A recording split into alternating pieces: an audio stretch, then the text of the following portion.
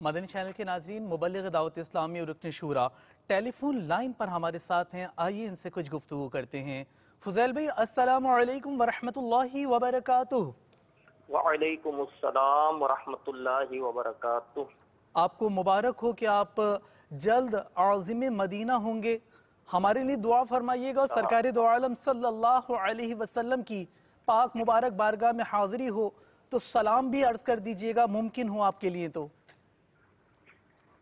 آپ سے انشاءاللہ عز و جل انشاءاللہ عز و جل آپ سے یہ گزارش کرنی تھی، گزشتہ دنوں شیخ طریقت امیر اہل سنت دامت برکاتہم العالیہ کی بارگاہ میں آپ کی اور دیگر عازمین حج کی حاضری کا سلسلہ ہوا تھا، اور شیخ طریقت نے مدنی پھول ارشاد فرمائے تھے۔ لاکھوں لاکھ اس وقت عازمین حج عرب شریف میں اور کچھ کی فلائٹیں ہیں۔ اس موقع پر آپ کیا میسیج دینا چاہیں گے مدنی چینل کی مدنی خبروں کے ذریعے؟ جی الحمدللہ عز و جل امیر اہل سنت دامت برکاتہم العالیہ کی بارگاہ میں حاضری ہوئی، اور ہم کو وہاں سے بہت سارے مدنی پھول الحمدللہ ملے۔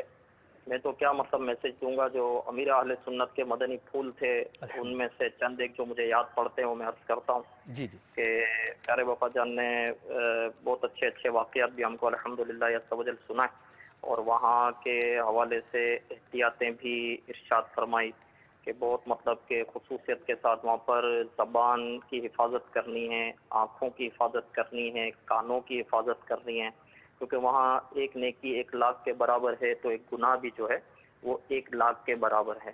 اور ایسی پاک بارگاہوں میں حاضری کے لیے جا رہے ہیں تو وہاں ادب کیسا ہونا چاہیے، تو زبان کا قفل مدینہ مضبوط ہو، فضول باتیں نہ ہوں، غیبتیں نہ ہوں، تنقیدیں نہ ہوں، کسی کو جھاڑنا نہ ہو، کسی کو لتاڑنا نہ ہو، لڑنا جھگڑنا، اس جگہ پر بھی آ کر اگر لڑیں گے جھگڑیں گے تو کیسے ہوگا، کسی کے عیبوں کو نہیں دیکھنا، یہ مطلب کہ اپنے حال پر غور کرنے کی جگہ ہے۔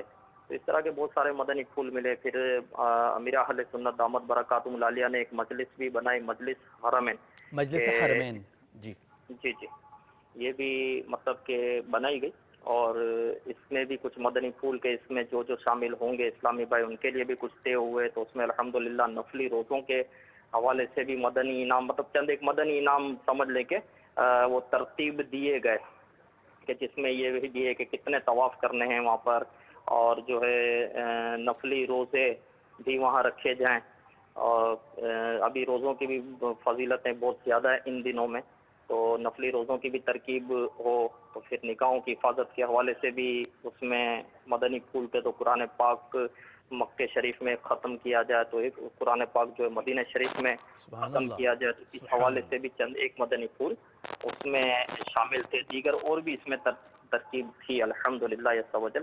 تو بس یہ کہ وہاں پر واقعی جائیں تو بہت احتیاطیں بھی کرنی ہے، اور عبادتوں میں یہ وقت گزارنا ہے، اور واقعی کوئی رہنما ہونا ضروری ہے، کوئی رہنما ہونا تو مدینہ مدینہ ہو جائے، اور کوئی ایسا عاشق رسول مل جائے، ایسے کی کوئی صحبت مل جائے قفل مدینہ والے کی، اور جی تو اب کسی کی اگر ایسی صورت نہیں تو اپنی سمجھ میں تو یہ آیا کہ رفیق الحرمین جو ہے نا یہ بہترین رہنما، یہ بھی امیر اہل سبحان سنت اللہ، دامت برکاتہم العالیہ کی تصنیف ہے، واقعی اس کو ساتھ رکھے، ایک تو یہ رفیق الحرمین، اور ایک وہ عاشقان رسول کی 130 حکایات، بس یہ ساتھ ہو، اس کا مطالعہ ہو، اور اس کے مطابق چلتے چلے جائیں۔ سمجھ میں یہ ہے کہ جو بھی جیسے اب طواف کے لیے جا رہے ہیں نا، تو وہ رفیق الحرمین نکالے اور طواف کے مسائل پہلے بھی پوری پڑھ لینی چاہیے اس کو، اور وہ پڑھ لے، پھر سعی کے لیے جا رہے ہیں تو کچھ اس کو دیکھ لیں، ٹھیک ہے۔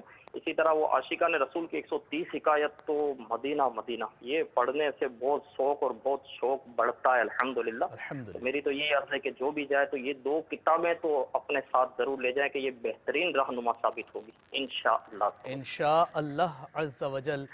جزاک اللہ خیرہ، دعاؤں میں یاد آمین رکھیے گا۔ انشاءاللہ عز و جل۔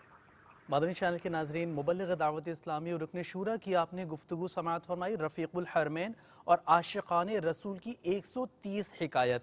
اگر آپ ہماری دعوت اسلامی کی ویب سائٹ سے بھی ان کتابوں کا مطالعہ فرما سکتے ہیں۔